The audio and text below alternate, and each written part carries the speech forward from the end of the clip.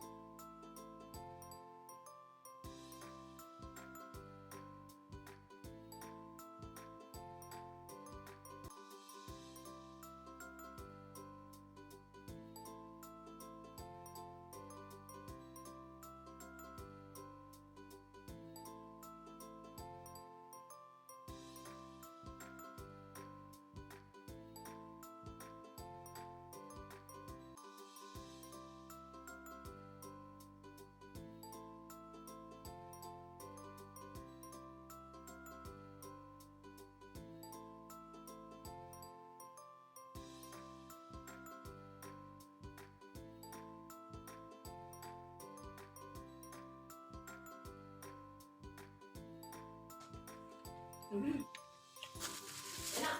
Ya.